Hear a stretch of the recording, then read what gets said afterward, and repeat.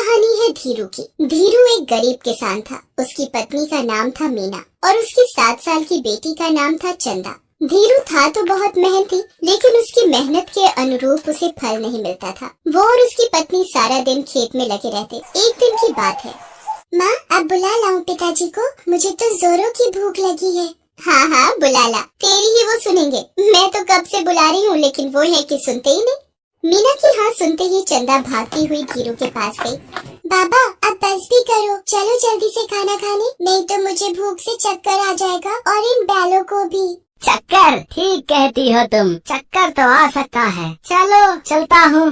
धीरू ने बैलों को एक पेड़ के नीचे बांधा, उन्हें खाने को दिया। फिर वो भी उसी पेड़ के पास अपनी पत्नी और बेटी के साथ खाना खाने के लिए बैठ गया। मीना ने खाना निकाला, फिर वो सभी खाना खाने लगे। भगवान से यही प्रार्थना है कि इस बार ठीक से बारिश हो, नहीं तो बहुत दिक्कत हो जाएगी। पिछले साल की सारी मेहनत ठीक से बारिश न होने के कारण बर्बाद हो गई थी। बस इस बार ऐसा ना हो। वो बातें कर ही रहे थे कि चंदा ने कहा, बाबा मेरा खाना तो हो गया, मैं लेकर जाऊँ बैलों को खेतों में? अरे नहीं नहीं, तुमसे नहीं समझेंगे ये। अरे बाबा, ये दोनों मेरे अच्छे दोस्त हैं, मेरी बात सुनते हैं। जाने दो बाबा, जाने दो ना।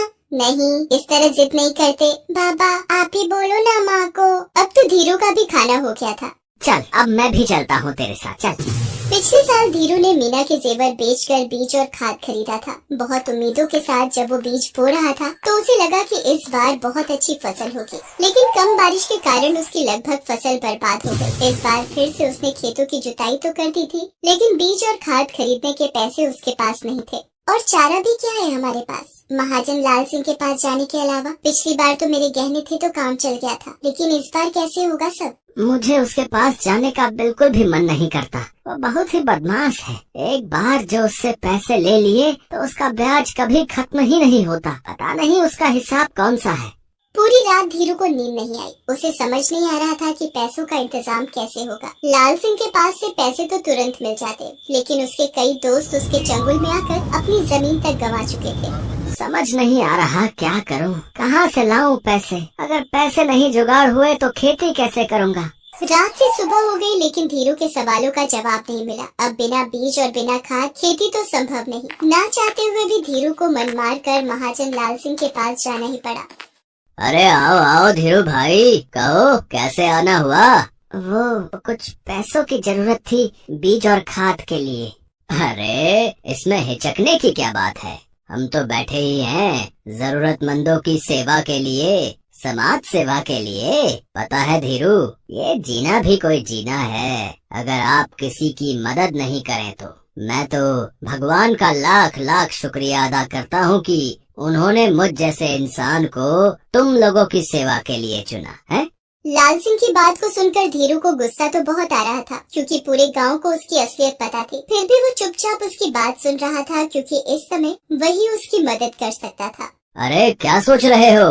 कुछ नहीं। कितने पैसे चाहिए? 10,000। अरे 10 ले, 20 ले, 50 ले, लेकिन तुझे तो पता है ना ब्याज 20% से कम नहीं लगेगा। धीरू ने उससे पैसे लिए और वहाँ से निकल गया। रास्ते में वो ये सोचते जा रहा था, बेईमान कहीं का, 20% ब्याज लेता है और कहता है समाज सेवा कर रहा हूँ। दुख की बात ये है कि ऐसे लोगों की ही भगवान मदद करता है और हम जैसे लोग दर दर की ठोकरें खाते हैं।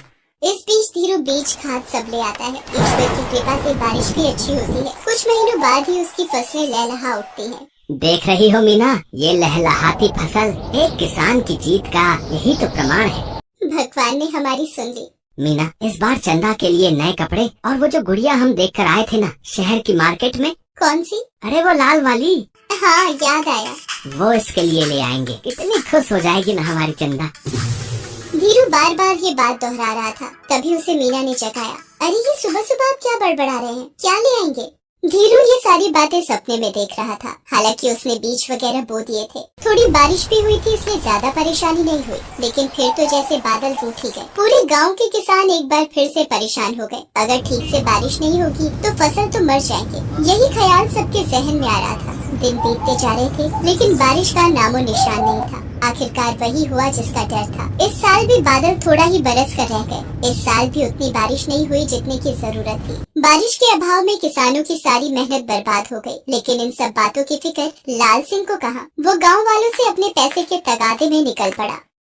हरिया, अरे हरिया, कहाँ मर गया रे? हरिया ने दरवाजा खोला। उसे देखकर लाल सिंह गुस्से में आग बबूला हो गया। अबे मर गया था क्या? हैं? भला इतनी देर लगती है दरवाजा खोलने में? चल मेरे पैसे निकाल। पैसे तो अभी नहीं है, आपको पता है ना इस बार भी बारिश नहीं हुई, खेतों में फसलें मर गई हैं। तो भी जाकर मर जा, लेकिन मेरे पैसे देकर। कहाँ से लाऊं मैं पैसे? मैं पागल वागल हो गया है क्या? मैं कैसे बताऊं कहाँ से लाएगा पैसे? चोरी कर, डाका डाल, या नहीं तो अपना खेत कर मेरे नाम। चल। लाल सिंह ने कई किसानों को उनकी जमीन पर कब्जा करने का डर दिखाया। उसके डर से हरिया और बिरजू ने गांव के ही पीपल के पेड़ से लटक कर आत्महत्या भी कर ली।